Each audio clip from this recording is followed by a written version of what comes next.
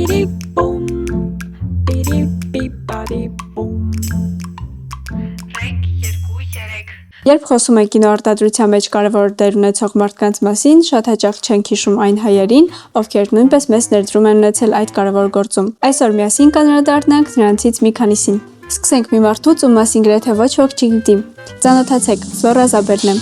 Նա իր կարիերան սկսել է 1900 թվականին Նյու Յորքի հանրահայտ Բրոդվեյ թատրոնում։ Նրան շուտ նկատեցին եւ գլխավոր դերեր վստահեցին։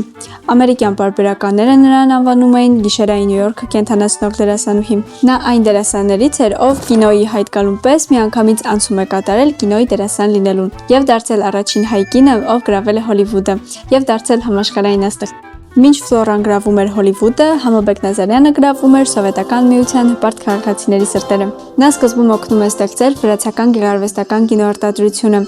եւ դառնում վրաց կինոստուդիայի տնօրենը եւ գեղարվեստական ղեկավարը։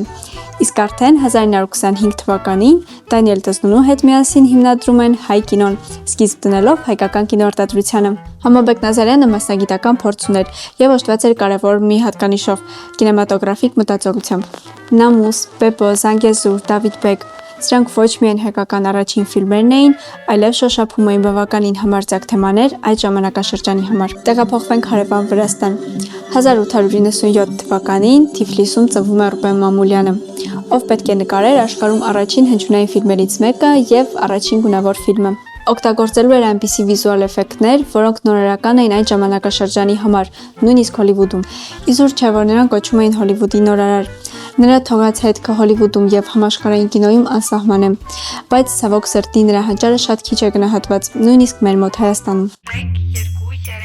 Մինչ հաղորդման երկրորդ մասին անցնելը։ Եթե ձեզ դուր է գալիս այնինչ անում ենք, կարող եք աջակցել Լումին մեր Patreon-ում։ Ամսական ընդամենը 1 կինոյի տոմսի արժեքով կարող եք օգնել մեզ ստեղծելու ել ավելի որակյալ բովանդակություն։ Իսկ դրա դիմաց կստանաք նոր թողարկումները բոլորից շուտ, բոնուսային կոնտենտ եւ կդառնաք Լումի փակամենքի մի մասը։ Աջակցելու համար պարզապես կանավորեք QR կոդը։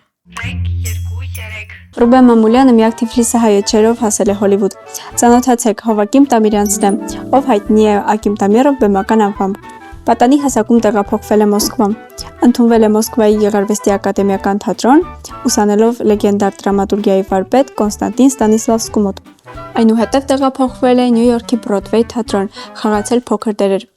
Նա իր հոլիվուդյան երազանքին հասել է 1933 թվականին, խաղալով Ջոն Գիլբերտի դերը Թագուհի Կրիստինա ֆիլմում։ Ֆիլմի հաջողությունից հետո նրան առաջարկել են բազմաթիվ գլխավոր եւ երկրորդական դերեր։ Նա 2 անգամ նոմինացվել է Օսկարի որպես երկրորդ պլանի լավագույն դերասան եւ հաղթել պատմության առաջին ոսկե գլոբուսը նույն անվանակարգում։ Նա աշխատել է ամերիկյան կինոյի հսկաներից մեկի Օրսոն Վելսի հետ, նկարահանվելով նրա 3 ֆիլմերում։ Ակիմ Տամիրովի անվանական աստղը տեղադրված է Հոլիվուդի Փարքի ծառուկում, ինչպես Ռուբեն Մամուլյանինը։ Վերադառնանք Սովետական սոցիալիստական հանրապետություն, որտեղ իր գործունեությունն էր ծավալում Սերգեյ Փարաջանովը։ Բոլորս էլ գիտենք նրա ունեցած ազդեցությունը համաշխարհային կինոյի վրա, բայց նրա անցած ճանապարհը այդքան էլ հարթ չէր։ Նրան արգելում էին ֆիլմեր նկարահանել Կիևում, ինչի պատճառով նա գալիս է Հայաստան եւ նկարահանում Հակոբ Հովնանյանյան վավերագրական ֆիլմը։ 1968 թվականին Փարաջանովը նկարահանում է Նռանգույնը ֆիլմը, որը դառնում է ռեժիսորի այցեքարտը։ Սակայն սովետական իրականությունում նման ֆիլմ նկարահանելը եւ առավել եւս ցուցադրելը այդքան էլ հեշտ գործ չէր։ Այդ իսկ պատճառով Նռանգույնը 4 տարի վարձույթ դուրս չէր գալիս։ Այդ էլ հերիք չէր, 1973 թվականին նրան ձերբակալում են, ցիտում են հոմոսեքսուալության մեղադրանքով։ Նրա կալանավորման տարիներին նրան փորձել են օգնել համաշխարհային կինոյի այնպիսի դեմքեր, ինչպիսիք են Միքելանջելո Անտոնիոնին, Ժան-Լյուկ Գոդարը, Անդրեյ Տարկովսկին եւ այլոք։ Փարաջանովի արվեստը ներկայումս էլ շատ բարձր է գնահատվում համաշխարհային կինոյում։ Դրա վառ օրինակներից են The Fall ֆիլմը, որը նկարահանված է Փարաջանովի ոճով։ Իսկ աշխարհահռչակ ռեժիսոր Մարտին Սկորսեզեի հիմնադրամի օգնությամբ վերականգնվել է Փարաջանովի Նռանգույնը ֆիլմը։ Ուսումնասիրելով պատմությունը հասկանում ենք, որ աշխարհում իսկապես եղել են հայեր, ովքեր կարողացել են փոխել պատմության ընթացքը, արվեստի ընկալումը եւ տարածումը։ Ցավոք այդ մարդկանց մասին շատ քչերը գիտեն։ Կհանդիպենք հաղորդման երկրորդ մասում, որտեղ կշարունակենք կինոյում ազդեցություն ունեցած հայերի շարքը։ Իսկ մինչ այդ բաժանորդագրվիր Լումի YouTube-յան ալիքին, որպեսզի բաց չթողնես մնացած հաղորդումները։